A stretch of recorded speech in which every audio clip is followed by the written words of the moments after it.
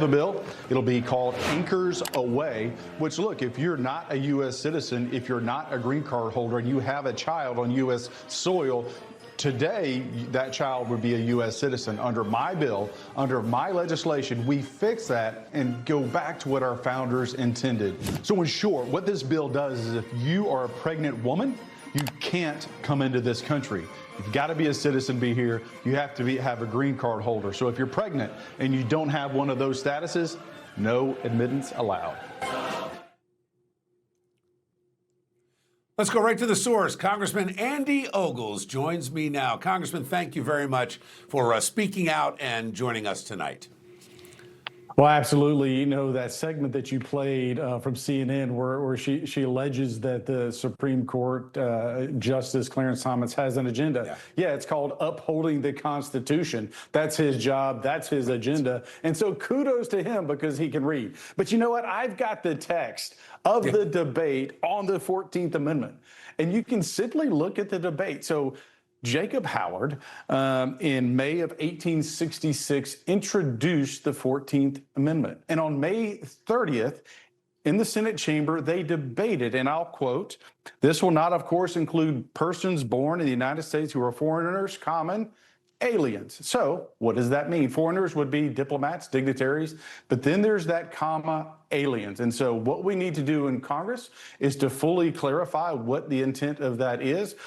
Aliens would be someone coming in here illegally, in my opinion, are not under the jurisdiction of the United States, ergo should not be a U.S. citizen. So I predicted that the Supreme Court ruling wouldn't go our way. We had this legislation ready to go. It's a temporary fix to stop the Chinese invasion of Guam with the birth tourism, where you literally have someone whose child is a Communist Party member who would be eligible to run for president of the United States of America. Think about that for a moment, and I promise you, our founding fathers never contemplated someone from a nation who hated us would be president of this great country.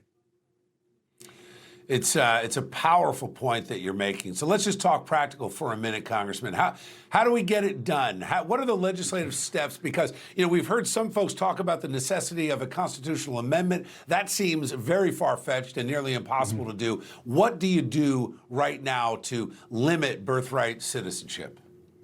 Well, first off, Congress needs to do its freaking job, which is why I offer so much legislation. I work very closely with the White House. I carry a lot of the legislation to codify the president's executive orders. I carry the legislation to completely overhaul our immigration system. So the short answer is get back to D.C.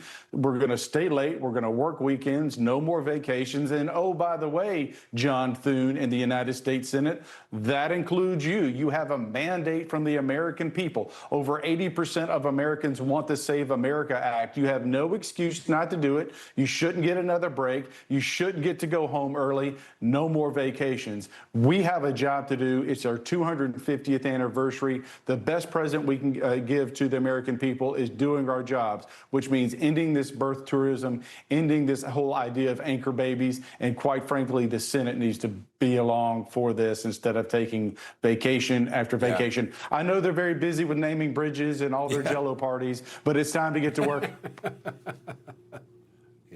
Let me ask you a quick, we're watching the Democrats fully embrace socialism. This is Illinois Governor Pritzker speaking to CNN. I think what's good is that there are Democrats who are standing up and fighting. I think those are the people who are winning. So I'm not suggesting that I had one candidate or another in any of these races. I'm just suggesting that that is the recipe for winning in 2026 and I think beyond. Yeah, Congressman, is he right? I mean, we're watching we're watching them bend the knee to the radicals. Is he right? That's right. Well, you know, the Democratic Party is in a complete tailspin. It is collapsing right in front of our eyes. Hakeem Jeffries, his job very well may be at stake. But look, like we fought a Cold War on this very issue, on the socialists and the Marxists coming to the United States, undermining our country. And I'm not going to stand by and let the liberals, the socialists of New York, sweep this country. I'm planting a flag and saying enough is enough. We're going to fight for the Constitution. It's time for Congress to quit yielding to the Supreme Court.